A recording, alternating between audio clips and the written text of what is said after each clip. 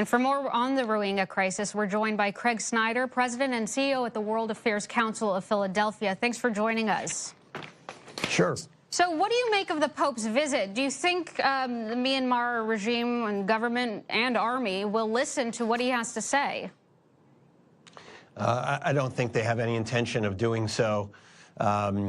They are bold-faced lying when they say that there's no discrimination and that these atrocities and ethnic cleansing, as now both the United States and the United Nations are now calling this situation, when they're just denying it and simply lying.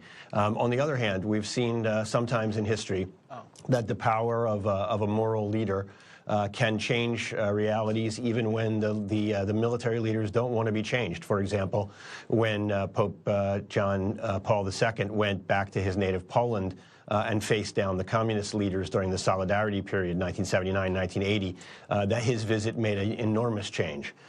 So it remains to be seen which direction it will go. I don't think they intend to do anything other than what they're already doing, but the Pope is certainly right to be there trying.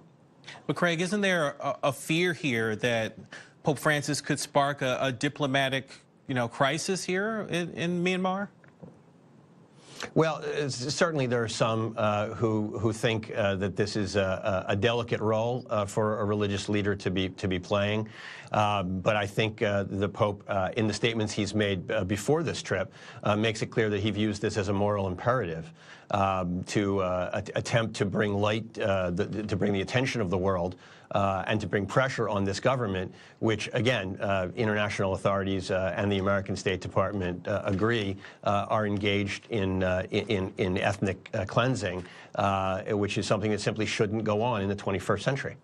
There's this repatriation deal that was signed by Bangladesh and Myanmar that would let the Rohingya refugees come back to Myanmar. But why would anyone want to go back there after what happened?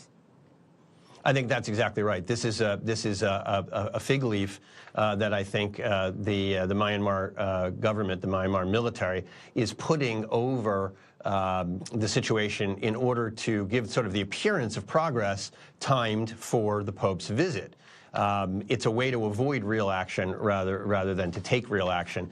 On the ground, those people who've had such suffering, I think, have no incentive whatsoever to go back. They will not believe any kind of security guarantees. And it's not just the last couple of months of pure horror. It's decades of being treated as stateless, of being treated as less than human, not being identified as having a right to be in that country at all. Craig, the Pope met with the senior military leader in Myanmar. Do you know about that meeting? What came out of it? Well, it's a controversial thing for him to have done at all. Some people say that meeting a person with responsibility for these sorts of crimes against humanity somehow legitimizes that individual. At the end of the meeting, apparently there was a sort of a symbolic gift exchange. So some people fear that in a way the Pope was giving legitimacy to the military regime, the military actions. But that was clearly not the purpose. The purpose was to put this man on the spot and to demand better action in terms of human rights. I go back to his predecessor, John Paul II, in Poland, where there's famous film of the communist general running Poland at the time, literally trembling in the presence of the Pope.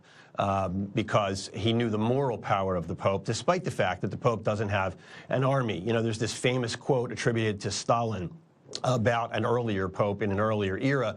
The Pope, Stalin is supposed to have said, how many divisions does the Pope have, sort of dismissively. But the reality is that there are divisions of military, there are also divisions of morality, and that's what the Pope is trying to put on the field here.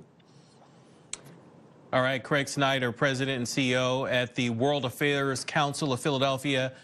Thank you for your perspective.